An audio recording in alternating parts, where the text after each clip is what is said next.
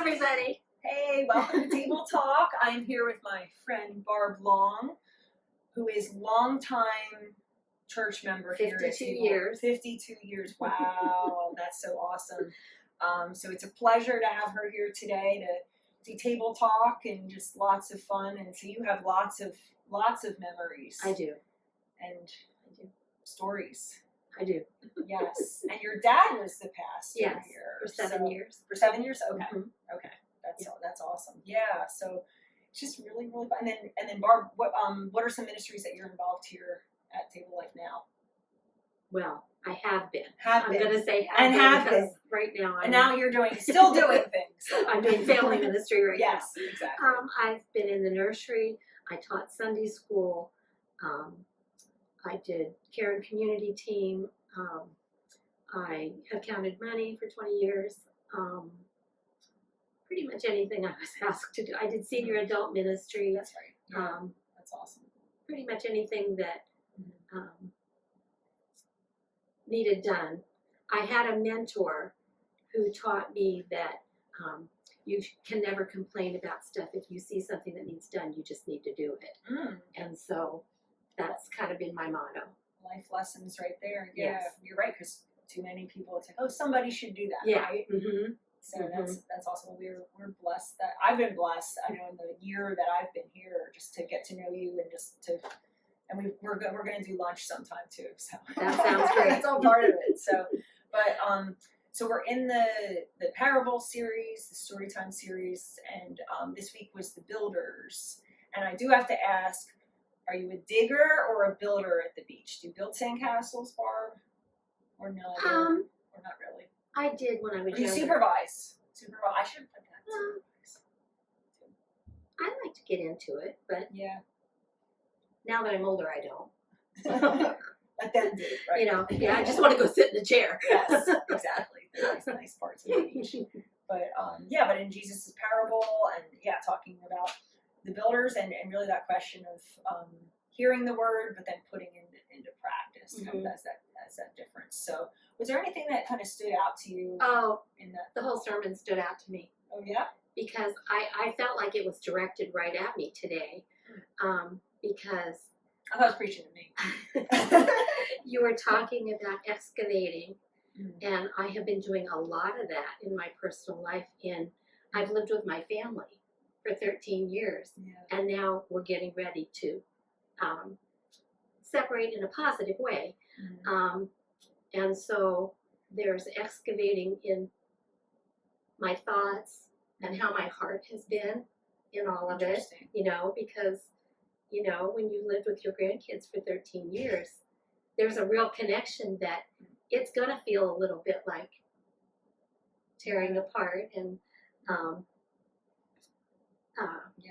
that's a big change. Yeah. Just overall, Yeah.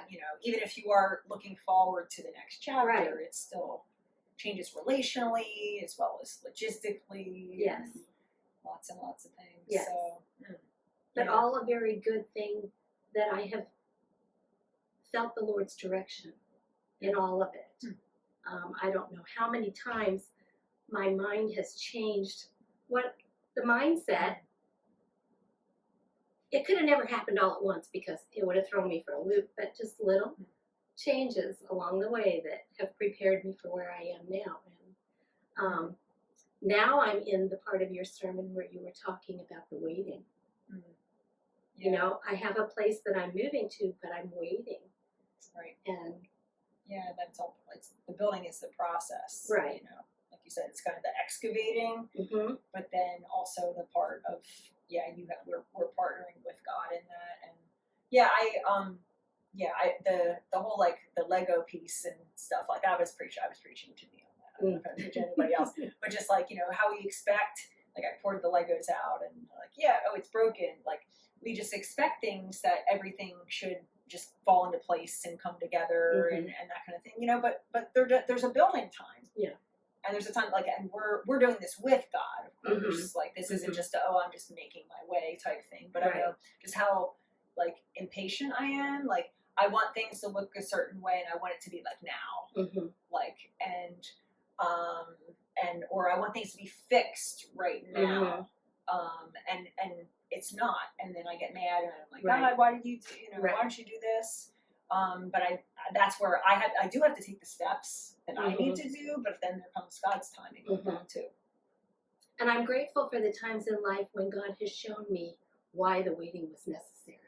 After the fact, when I can see, wow, I'm glad that didn't happen when I wanted it to, because this is way better. Right, yeah, and that's all part of it. Yeah, and then the whole part like about this storm, right? That you have these two builders, two different ground that they're building on in process, and then like the storm comes through, and it just reminded me too about how like you may have two people that go through something very similar and have two very different outcomes, and a lot of times it is like based on faith, and it is, and not to say like, oh, the more faith you have, then like you're going to be better off. Like we all get frustrated, and there's still like there still can be damage done, but how like that makes such a difference in just like how you proceed forward.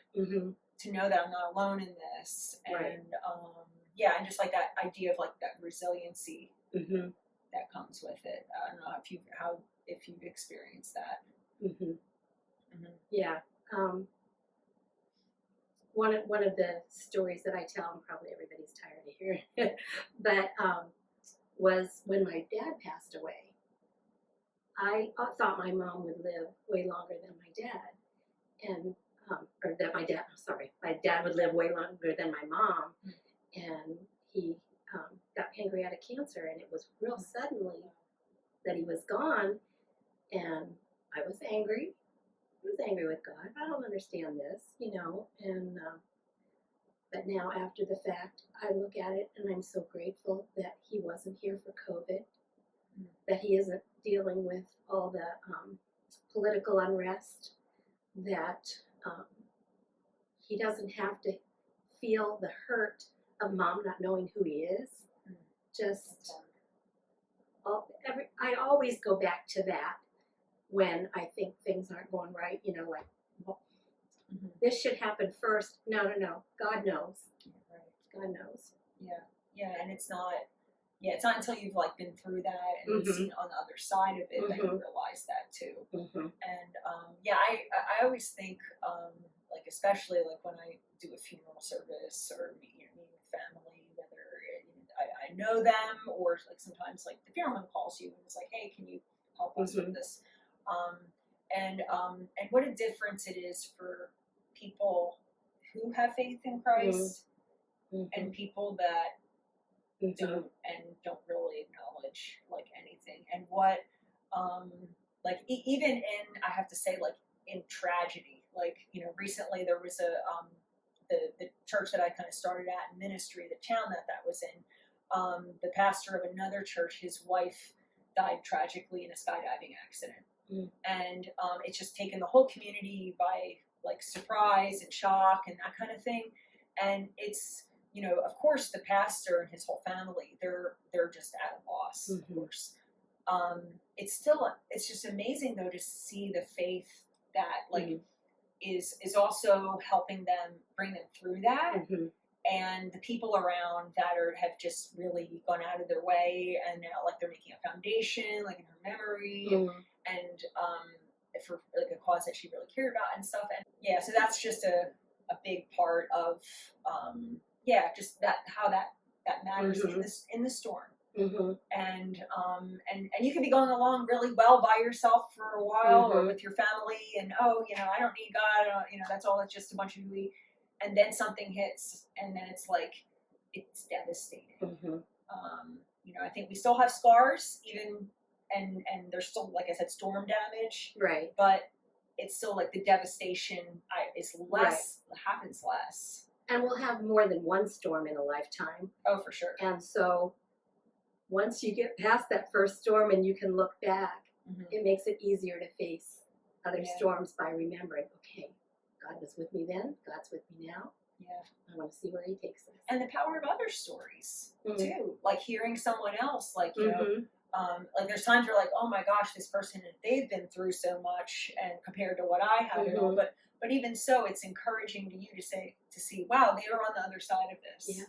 Like I think of like Tommy in our congregation, like she's 90 years old, and the things that she's seen in her life, and like that's like, wow, to me that builds my faith, observing and watching that and seeing just like the joy of the Lord is in this woman despite the storms of life. Right. So we can be that support to one another. I think that's why God brings us together, not to do this alone. We're called to be the church. In the body of Christ. Yeah. So, well, thanks, Barb. Thanks for you're very welcome. joining today. And yeah, this has been a great conversation. And yeah, and I hope you guys, if you haven't listened to the message, then take a listen to it. Like I said, more than half the time I preach to myself. It's like, Grace, you need to hear this. And, so. And I would like to encourage everybody to remember to pray for Chris this week as she goes to children's camp as the speaker. And I don't have to be in the cabin with the kids, though. I don't I get my own room, which wow. but I'm told that I might get like toilet papered or something too. So well, it's kids. Yeah, it's. And we want them to have fun. Yeah, exactly. All good, clean fun. So, but yeah, covet your prayers this week, and especially with these little ones and what God's doing in their lives. It's cool. So, well, thanks, guys. We hope you have a great week, and join us Sunday for the next part of the series in parables, and then we're always table talk on Monday. So stay cool. We'll see you guys. Bye. Bye.